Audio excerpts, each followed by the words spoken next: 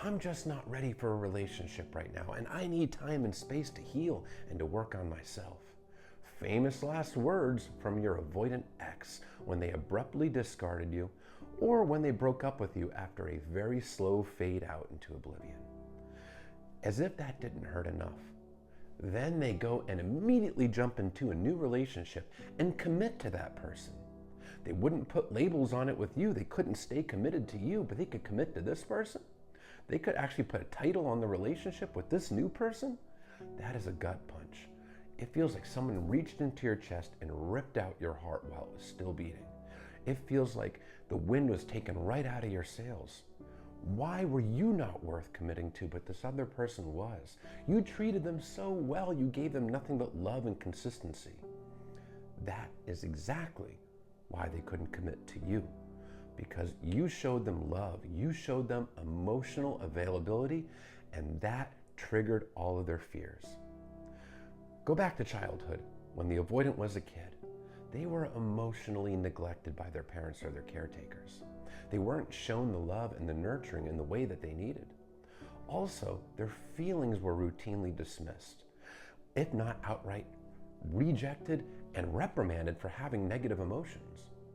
So the end result of this is an adult that feels like they're unlovable, like there's something defectively wrong with them because they never received love, and they're also afraid to communicate, especially talk about feelings. It's all a result of childhood emotional neglect. Now, they've also learned to associate emotional intimacy, emotional closeness with abandonment. So when they're in a relationship with somebody who is actually creating emotional intimacy, somebody who is loving, open, affectionate, the avoidant has all the fears triggered, especially if they're a dismissive avoidant or a fearful avoidant that leans dismissive. Their entire nervous system is on fire with fear because here they are dealing with emotional intimacy that's growing because you're emotionally available. You're showing them love. They feel like this is better than they deserve, that you are better than they deserve. And it's a matter of time before you figure out that you're better than they deserve. And they have to run from fear. They run away because their entire nervous system is on fire with anxiety. It's the emotional intimacy that triggers them, that scares them to their core. They feel like they're not capable of being the partner that can keep a person like you. But then, if they commit to somebody else, the odds are this new person is probably also emotionally unavailable. This is a person that also has walls up. This is a person that is not vulnerable, not emotionally available for the avoidant. So that relationship feels safe. Because this person's not emotionally vulnerable for the avoidant has no pressure to be emotionally vulnerable in return for this new person. Now with you, you're emotionally available for them. So they feel an unspoken pressure to be emotionally available and vulnerable in return for you. That makes the relationship with you feel unsafe.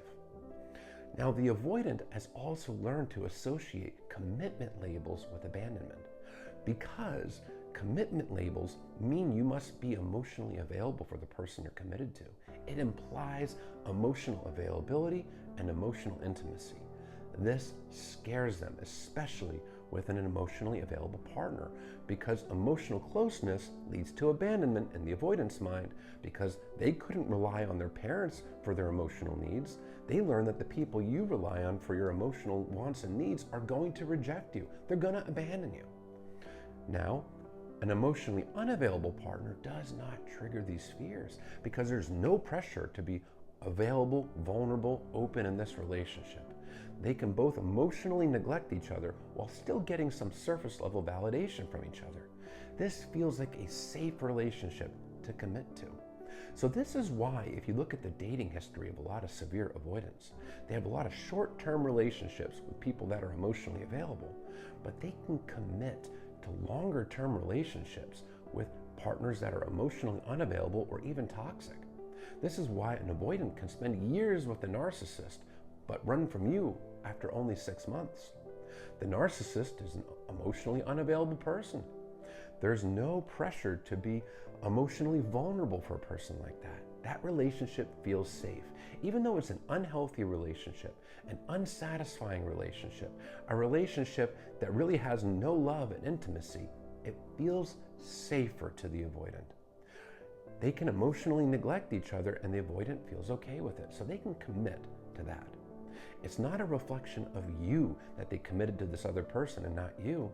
It's a reflection that the avoidant felt like you were too good for them and this other person feels safe. This other person doesn't feel like a risk to the avoidant. Their fears are not triggered. And due to the lack of self-reflection, an avoidant often won't even know why they feel afraid to commit to someone like you and feel free to commit to somebody that is emotionally unavailable or toxic. They don't know why that person feels safe and you don't. That's because they don't look within, they avoid. Because self-reflection requires facing emotions, processing them. It requires actually looking within to see what is causing your triggers, taking accountability, seeing where you've gone right, seeing where you've gone wrong, reflecting on how your behavior impacts others. That's all painful stuff.